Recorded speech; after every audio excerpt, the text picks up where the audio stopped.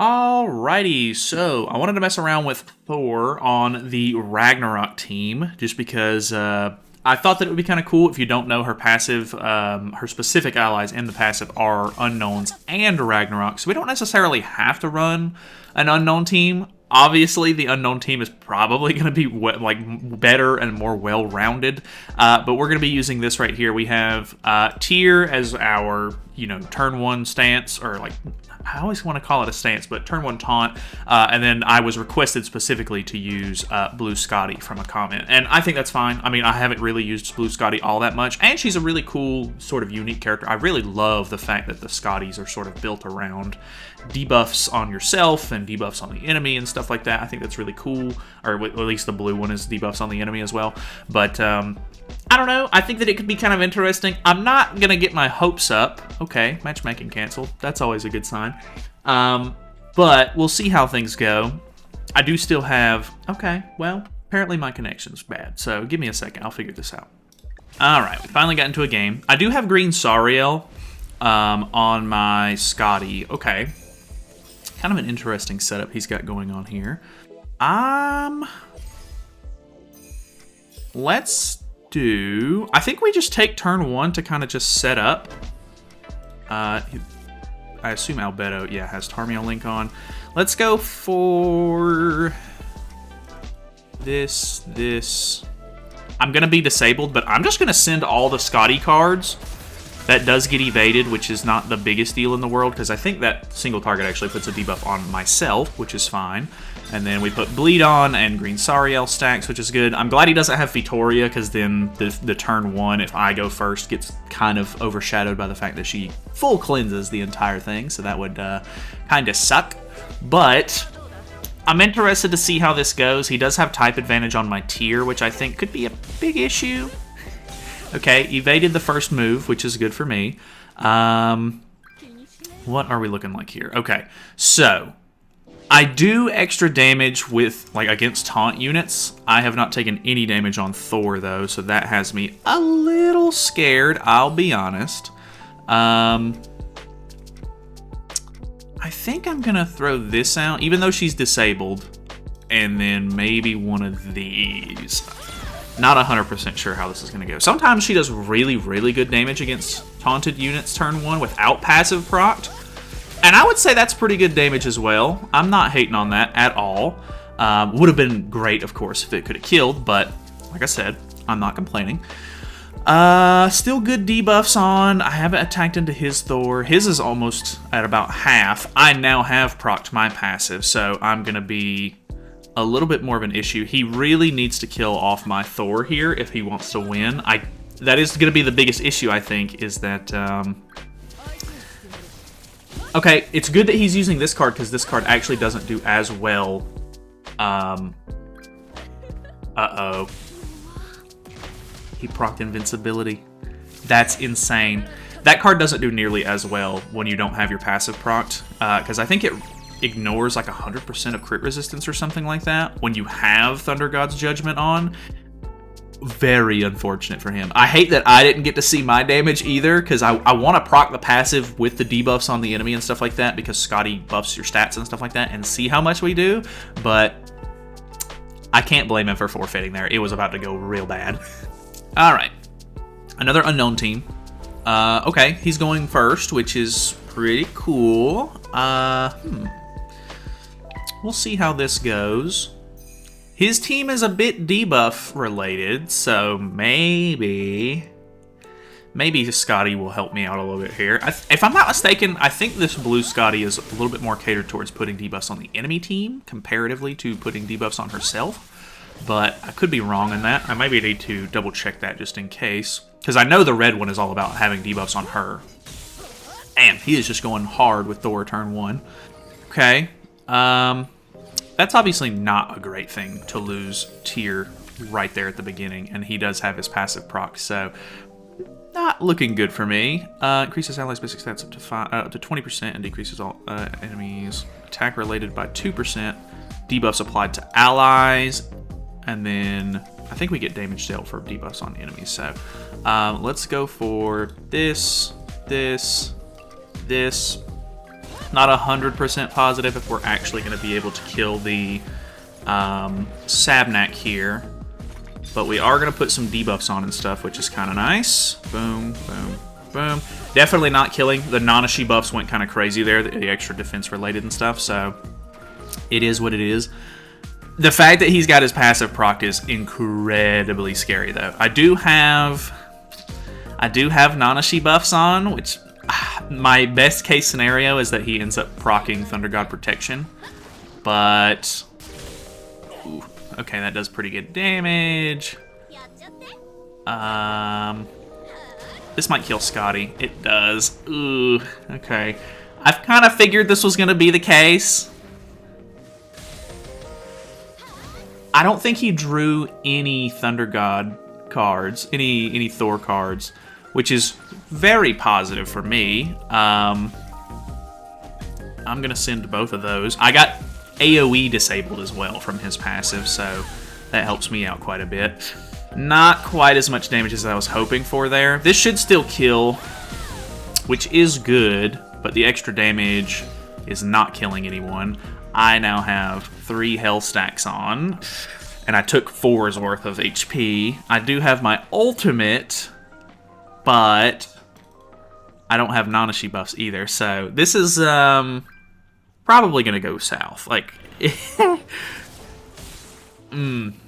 yeah, I was going to say maybe if he just throws the Thor card out, I could maybe proc Thunder God's Protection, but it's going to be a little bit too much damage. Good game to him. It is what it is.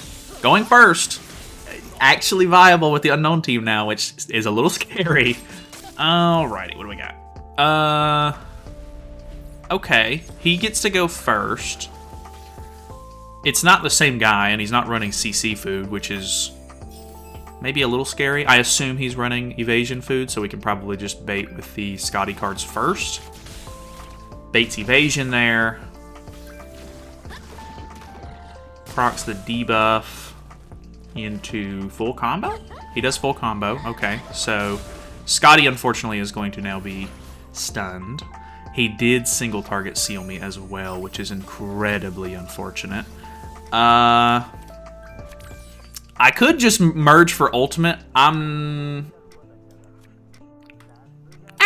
Whatever. I'd never do it. I'm just gonna go for it. I mean, I know that the tier single target's not going to do anything anyway, so I'm just going to send it and see if it'll work out for me.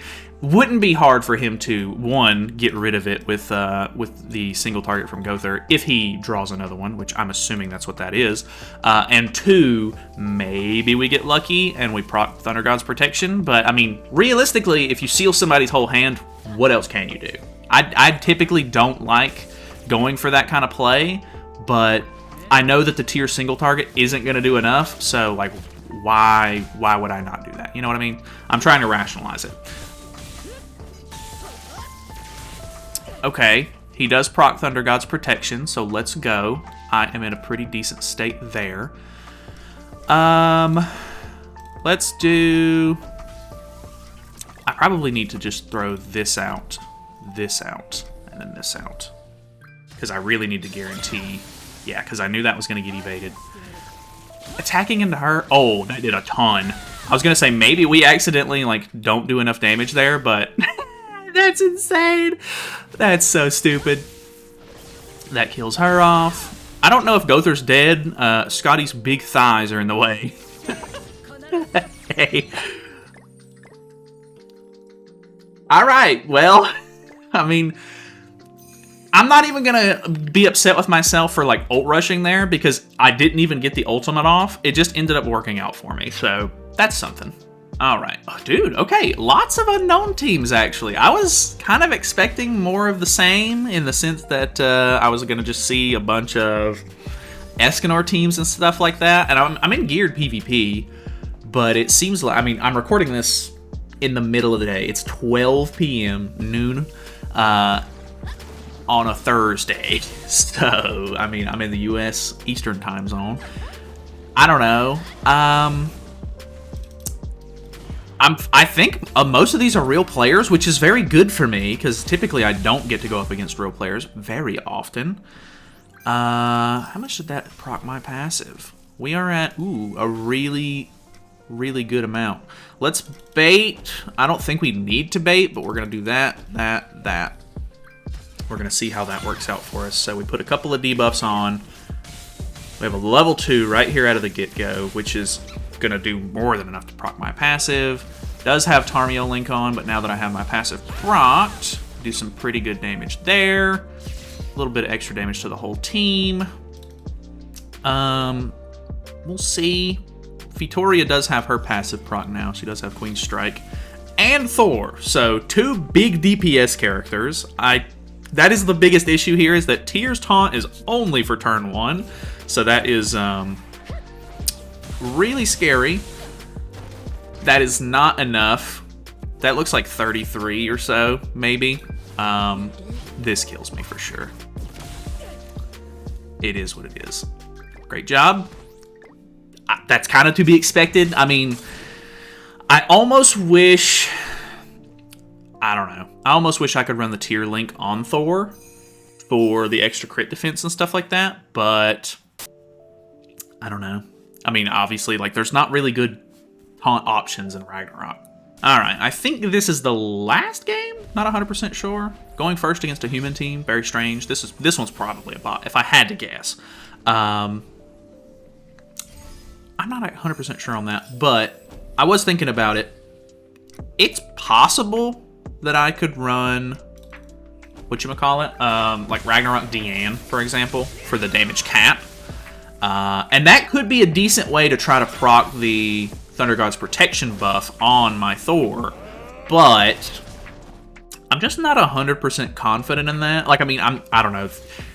Tyr can do some really good damage if he survives. Unfortunately, this meta is pretty harsh with the Thor being able to kill him really easily straight up. I mean, in the first ungeared session that we did when we were using Tyr, I actually really enjoyed him on the team. I got a comment saying that Tyr was not it, that he's fallen off. He has fallen off to an extent, but I still think that he was doing a good job in that showcase.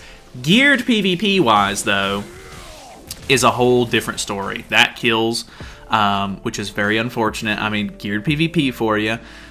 It just kind of is what it is. I think I do have him on an attack crit damage set, so it might just be better if I run him on, you know, an HP set instead. I'm gonna throw that out. It might be a little bit of overkill, and then maybe throw one of these out here onto Escanor. Probably a bad idea considering I don't have a taunt. It would probably be better to just throw out as many Thor cards as possible to do as much damage as I can, but we're gonna risk it a little bit here. He is gonna proc his passive on Arthur, which is a bit scary. Realistically, I mean, he does taunt as well, which is a big stat increase at that. I doubt this is... Oh! Thunder God's Protection. No? That's not Thunder God's Protection? I'm 4-6. That was not 20%? Am I crazy? That's insane. I would have swore that would have been protection. Oh well. I'm going to throw one more game in because I'm kind of having fun with it. I mean, it's just a little goofy. Maybe we throw the HP set on Tyr just to try to have him survive a game. Yeah, I mean, realistically, probably should have had that on in the first place, but I wanted to give him the benefit of the doubt, like maybe he could survive a turn or two, maybe we would be able to retaliate a little bit with the Berserk damage and everything, but unfortunately, it's the Ragnarok team, very, very rough around the edges at the moment. Alright, what do we got here? Okay, Sin's team with me going first, which is also another one of these weird games. I'm not a big fan of that. Let's do... He has Tarmio? He does have Tarmio. Okay. We have blue. It's gonna be scary. I think I need to try to kill Gother off here. I had another comment saying, like, why does everybody go for Gother on the Sins team? And I genuinely think that it's just because, like, one, you have type advantage with Thor. In geared PvP, I'm hitting the 300k turn 1 pretty easily. So now I have my passive procced, which is a really good reason. Plus, if you have debuffs and they have a melee, like, understandably you don't want him to get, as many stacks as possible, but killing off an enemy is also a really good way for him to lose a stack of his passive. Like, he can only cleanse 2 debuffs off at that point instead of 3. So that's also really nice. The rank up from Gother is also incredibly strong, and not in the sense that, like, you're just being able to use a silver or a gold card, but the fact that has that rank enhancement passive, that thing goes hard. So you got to be very careful with that. So let's go ahead and throw out another one of these.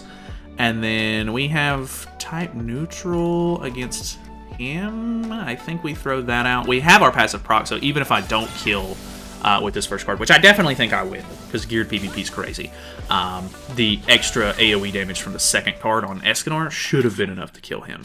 But okay, that just straight up killed in general. I think I had some pretty decent debuffs and stuff on, so maybe that was Skadi coming in handy a little bit there, but okay. I mean, I don't know. It was a bot, so it wasn't anything super crazy, but either way, would I recommend the Ragnarok team? Probably not. I kind of want to try it with the Deanne at some point, just because I think that it would be kind of fun to try to proc the Thunder God's protection, but I won't have a taunt at all, which means that, Escanor can hit the damage cap and then do a little bit extra on the damage cap. I would probably have to run Tarmia Link on her at that point, and maybe that's not a great play. I don't really know. Ragnarok team, pretty mid, I'll be honest. Like, you can win some games, of course. It's not impossible. But at the same time, the Unknown team just has way better utility and is way better in general. So, thank you guys so much for watching. Hopefully you guys enjoyed it. Feel free to subscribe if you haven't already. I'll see you guys later.